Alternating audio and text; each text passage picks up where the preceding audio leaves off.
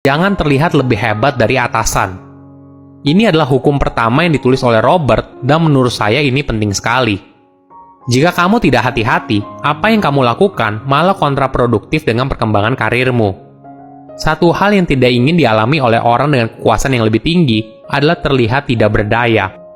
Walaupun mereka bilang kalau mereka ingin mempekerjakan karyawan yang lebih pandai dari dia, tapi di dalam hati, pasti mereka tidak ingin terlihat tidak berdaya. Jadi, ketika kamu menyombongkan keahlian kamu di depan orang lain, apalagi terlihat lebih hebat dari atasan kamu, ini bisa jadi tanda bahaya. Ada sebuah kisah yang menarik. Menteri Keuangan Prancis di bawah Raja Louis ke-14, Nicolas Fouquet, membayar pelajaran berharga itu dengan penjara seumur hidup. Ketika Nicolas mengadakan pesta yang berlebihan di istananya untuk kepentingan raja, raja menuduhnya mencuri, karena tidak ada orang yang secara hukum bisa sekaya itu dan kemudian menjebloskannya ke penjara. Tentu saja pada zaman dulu, apa yang dilakukan Nicolas tidak bisa dimaafkan.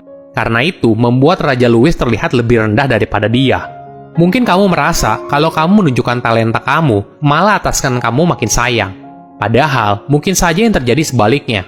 Ada ketakutan dan perasaan insecure yang muncul di benak atasan kamu. Kamu harus paham, pada dasarnya, setiap orang punya perasaan insecure. Ketika kamu menunjukkan talenta kamu, secara alamiah kamu pasti akan memicu perasaan kekecewaan atau iri hati dari orang lain.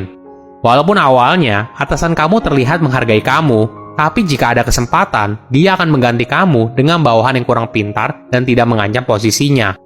Apa yang harus kamu lakukan? Daripada terlihat lebih hebat apalagi di depan banyak orang, buatlah atasan kamu terlihat lebih hebat. Ingat, semakin hebat kamu membuat atasan kamu terlihat lebih hebat, maka kekuasaan kamu akan semakin besar. Kamu akan berada dalam kendali, bukan menjadi korban atas perasaan insecure atasan kamu.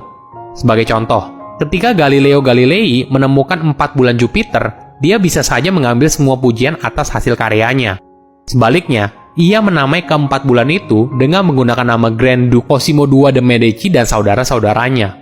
Hal ini tentu saja membuat Cosimo bahagia. Bahkan dia menunjuk Galileo sebagai filsuf kerajaan dan ahli matematika resminya. Dampaknya, Galileo berhasil mengamankan dana untuk penelitiannya selama bertahun-tahun yang akan datang.